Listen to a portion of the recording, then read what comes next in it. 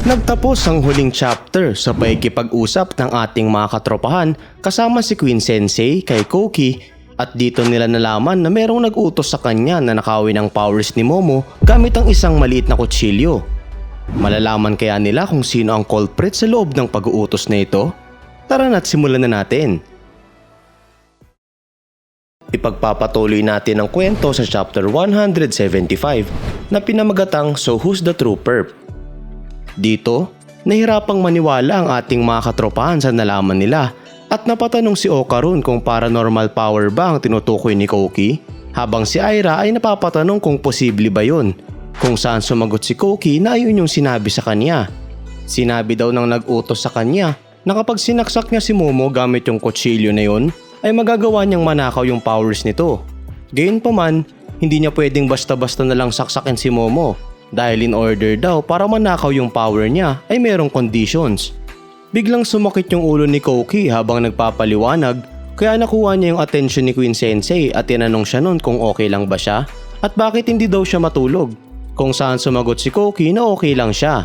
Napasigaw naman si Aira na sandali lang at anong conditions daw yung tinutukoy niya. Wag daw siyang magpatumpik-tumpik pa at sabihin na lang agad, kaya sinabi niya na hindi niya maalala yon. Nairita si Aira sa kanya dahil hindi niya na naman maalala ang mga bagay-bagay at sinabi nito na hindi ito nakakatuwa at ine-expect niya daw ba na paniniwalaan nila yon, na nagpasagot sa kanya na totoo yung sinasabi niya at hindi siya nagsisinungaling. Nagkomento si Momo na in the end, marahil isang agent lang itong si Koki at meron daw possibility na mag-fail ito sa kanyang misyon. Para daw maiwasan ang worst case scenario na makita yung culprit, posible na may ginawa yung evil teacher na yon na something kay Koki. Tinanong niya naman dito yung tungkol sa power niya na magamit yung Little Pygmies at matagal niya na daw ba yung nagagawa.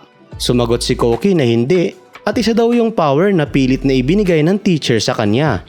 Hindi makapaniwala si Momo na ibinigay yung power na yun sa kanya at napatanong ito kung papaano. Kaya pinaliwanag ni Koki na merong sandamakmak na knives yung teacher na yon na kagaya ng binigay nun sa kanya at hiniwa nun ang isa sa mga ito sa kanyang arm, kung saan matapos nun gawin yun ay nagawa niya nang makita yung mga maliliit na pygmies. Nagsimula namang umakyat ang ilang pygmy sa katawan ni Koki at mukhang pinapatch ng mga ito yung sugat na natamo niya sa hiwa, pero nagalit lang siya doon at isinigaw na hindi daw ba ay sinabi niya na sa mga ito na wag siya nilang hawakan habang pinapagpag sila papaalis. Napasigaw si Momo na ang sama ng kanyang ginawa at hindi daw ba ay pinoprotektahan lang siya ng mga ito, kung saan sumagot siya na hindi niya naman kailangan ng power na yon. Palagi na lang daw yung sumasama sa kanya at nakikiripihan na siya sa mga ito. Nagsimulang maiyak si Koki habang sinasabi na ayaw niya nang makita ang mga ito at gusto niya nang mabalik sa normal ang kanyang buhay. Nagkamali lang naman daw siya ng isang beses kaya bakit daw nangyayari ang lahat ng ito sa kanya. Sinimulan namang ipaliwanag ni Queen Sensei na dati merong isang estudyante na nagsabi sa kanya na kaya niyang makita ng maliit na old man. Takot na takot daw yun at hiniling na wag na sana nila yung makita kaya nag-imbestiga siya. According daw sa folklore ng isang certain region, ang pygmies ay originally people na driven from the surface, ang mga societally weak at sila daw ang mga taong kinalimutan ng mundo. Ang mga tao daw na ito ay quietly nawala sa mundo at naging little pygmies. Wala na daw ang mga memorya ng mga ito kung sino ba sila dati, pero ang kanilang desire na magkaroon ng isang tao na ina-acknowledge ang kanilang existence ay nananatiling malakas. Kaya kapag nakahanap daw ang mga ito ng someone na kaya silang makita, ay nagtitipon ng mga ito sa taong yon at gagawin ng mga ito ang lahat para makatulong doon. Sinasabi din daw na lalapit ang swerte sa iyo kapag nakita ka ng isang pygmy. Nung sinabi niya daw yon sa estudyanteng pumunta sa kanya para sa counseling, ay sinimulan nung hanapin ang mga little old man na ito. Napalingon naman si Koki sa kanyang mga kaibigan na pygmies at nag-cheer ang mga ito habang tinitignan siya. Inalala niya yung mga panahong natutulak-tulak lang siya sa hallway at tila invisible sa loob ng classroom at maski yung mga salitang naririnig niya sa kanilang bahay habang tinitignan ng mga ito. Gumawa yung pygmies dito ng isang mensahe sa kanya at tinahin ng mga ito ang mga katagang hang in there Koki na nagisimbolo na nandito ang mga yon para sa kanya. Kaya nagsimulang umiyak si Koki dahil naramdaman niya na tinataboy niya yung mga nilalang na tumutulong sa kanya. Nagkomento naman si Momo na sandali lang at pinaliwanag na kung gayon, ibig sabihin nun ay hindi siya yung nag-create sa mga pygmies. Tama daw ba na nag-exist na ang mga ito since olden times kung saan sumang-ayon si Koki at ayun daw yung sinasabi ng mga ito sa kanya? Nagulat naman si Momo at napatanong kung ibig sabihin ba nun ay naiintindihan niya ang mga pygmies, kung saan sumagot siya ng onti lang na lalong hindi nakapagpaniwala kay Momo. Tinanong nito kung meron ba sa mga iyon ang may alam kung papaano pabalikin sa normal ang isang someone na pinaliit. Pumikit si Koki at pinakinggan yung mga pygmies, pero sa kasamaang palad ay wala daw sa mga iyon ang nakakaalam nun. Dahil dito ay nanlumo si Momo, habang si Okarun ay sinabi na kinakailangan na lang nilang maghanap ng iba pang paraan. Dinagdag naman ni Aira na curious din siya tungkol sa owner ng kutsilyo na ito dahil hindi lang daw kaya nung magnakaw ng abilities ng isang person, kundi kaya din nung ibigay yun sa ibang tao. At hindi lang daw galing kay Momo, kundi kaya din nung kunin ang powers niya at ni Gigi. Maaari daw makuha ang mga yon sa kanila, kagaya na lang ng nangyari sa mga aliens nung nakaraan. Dagdag pa daw dito ay ngayon, ibang humans naman daw ang may kagagawan nun na may powers. Napatanong naman si Gigi kay Koki kung may kilala ba siyang ibang tao na binigyan ng power na kagaya niya, kung saan kumontra si Aira na wala na yung point at hindi daw nun yun alam.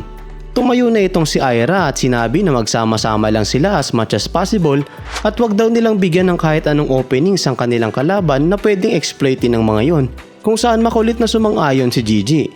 Ano naman daw ang gagawin nila dito kay Koki, dagdag ni Aira, at sumagot si Momo na idibabantayan nila yon for now. Malaki daw ang chance na kontakin yon ng kanilang kalaban at yun daw yung oras na lilitaw sila at uhulihin yon sa akto. At dagdag ni Aira na pipilitin nila yun na burahin ang embarrassing underwear photos ni Koki, kaya nagpasalamat yun sa kanya. Matapos yun ay tinanong ni Aira kung ano yung pangalan nito ni Koki at sumagot ito na Koki Yukishiro na nagpakuha ng atensyon ni Aira. Pinaliwanag ni Aira na sa isang junior piano competition, si Koki daw yung pinakabata sa buong kasaysayan na nakamit ang top prize. Nagulat dito si Koki at napatanong kung paano niya iyon alam.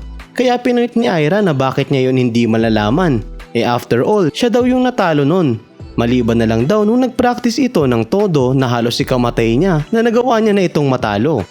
Meron daw faith itong si Aira sa sarili niyang talento at nagsumikap din daw siya. Sa una daw ay maaari kang manalo dahil sa swerte, pero sa uli, naiintindihan niya na hindi mo magagawang magpatuloy na umakyat sa entablado kung wala kang talento. Inalala ni Koki ang mga panahong natalo siya sa isang piano competition at nang titigan niyang maigi ang mukha ni Aira ay naalala nito yung smug look na binigay nun sa kanya ng mga panahon na yun, kaya napasigaw siya na siya pala si Aira Shiratori. Napatanong din siya kung nagpapiano pa rin ba itong si Aira, kung saan sumagot si Aira na nag-quit na siya doon at ang sakit daw nun sa batok, kaya nagulat dun si Koki. Pinaliwanag nito na nag-quit ito dahil sa kanya, kaya bakit daw siya titigil sa pagpapiano? Kung saan sumigaw si Aira na tigilan niya ang pagiging ridiculous at isa lang daw siyang chicken-hearted person. Dapat nga daw ay grateful itong si Koki na nagbabayad yung mga magulang nito para sa kanya para makatugtog ng piano. Kaya sumagot si Koki na sino siya para magsalita, ikakasabi lang nito na sakit sa batok lang ang pagtugtog. Nagsimulang magmaktol si Koki na dahil kay Aira ay nauwi siya sa paniniwala na wala siyang talento at napakwit siya sa pagtugtog ng piano. Kung saan mayabang lang na sinabi ni Aira na yung mga taong panay sabi ng tungkol sa talento ay hindi nagbibigay ng sapat na effort. Habang nangyayari ito ay sinabi naman nila Vamola at Trin na natapos na nilang tahiin ang shirts nila Aira at Okarun. Si Momo naman ay sinusubukang pa rin ipakita kay Okarun kung nasaan ba yung pygmies, pero wala pa rin makita si Okarun dito. Sa kabilang banda, nilapitan ni Gigi ang bedridden na Sakata dahil sa hampas ni Queen Sensei kanina at tinanong niya ito kung okay na ba yung ilong niya, kung saan sumagot si Sakata na kinamumuhian niya ang mga lalaki at gusto niya daw na babae lang ang mag-aalala sa kanya. Nang tanongin naman siya ni Queen Sensei kung okay lang ba siya at sorry daw, ay namula ang kanyang pisngi sa kilig at napasigaw na okay siya. At ayun na nga, mukhang nagkaroon na naman ng bagong kaibigan ng ating katropahan. Ano naman kayang plano ang gagawin nila para mahuli sa akto ang culprit kapag kinausap na nito si Koki? Abangan natin yan sa susunod na kabanata. Nga pala, magkakaroon ng maikling hiatus ang Dandadan at babalik ito sa December 9, kaya kita-kits na lang.